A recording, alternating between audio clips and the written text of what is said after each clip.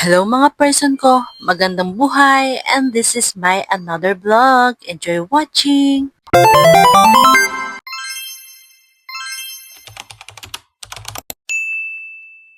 Kaaga nga pala naming nagising ng araw na ito.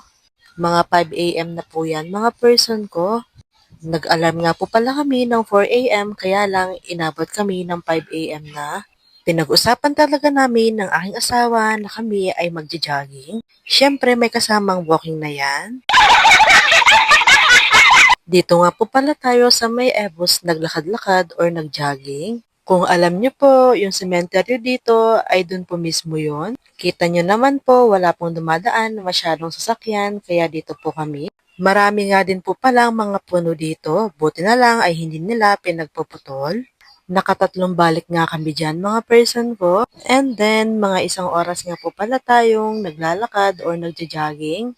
Kasama na rin doon yung pag-uwi sa bahay. Kita nyo din, pahinto-hinto ako kasi masakit din dahil first time lang ulit mag-jogging. Iniwan nga natin mga person ko yung cellphone dito sa may puno, tapos ayan nga, magja-jogging tayo.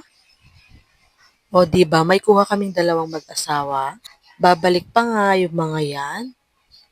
Nagpangalawang beses pa nga. Siyempre, pagkatapos ng mga person ko, huwag natin kalimutan kunin yung cellphone. Magsisimula na nga rin po pala tayo maglakad niyan pauwi sa bahay. Pag uwi nga sa bahay ay nagpahinga muna kami. Tapos mga bandang 9 o'clock ata ay nag-almusal na rin. Tingnan nyo yung mga nagja-jogging na yun. Yung pagkain, ganun pa.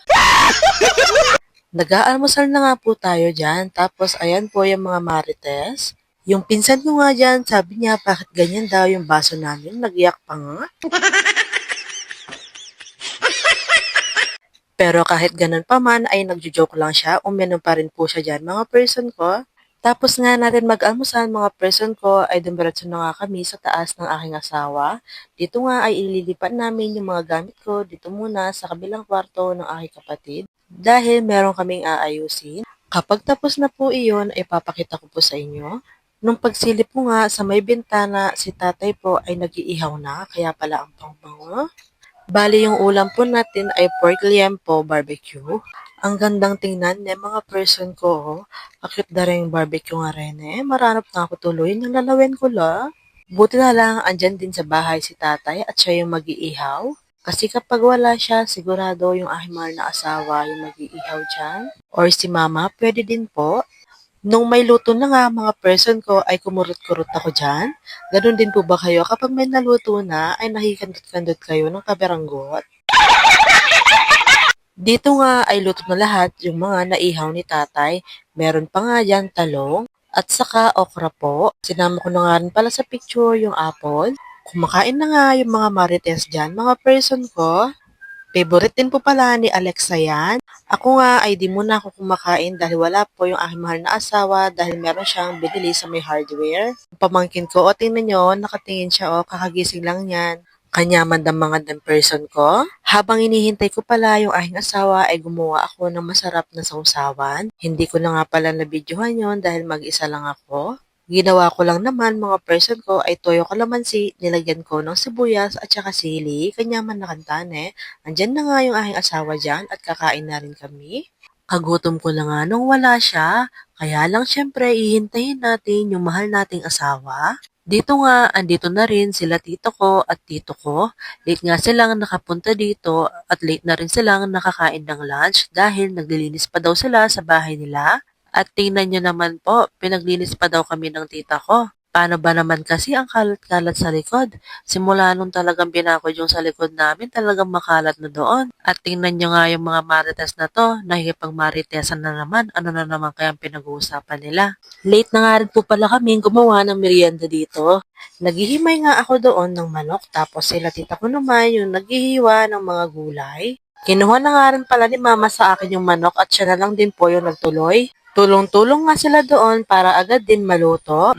Dahil mga 3 p.m. na din nung naisipan nilang magluto ng pansit. Sinisimulan na nga dito ni mama ko na magluto ng pansit. Inuna nga nilagay yung bihon tapos yung kanton.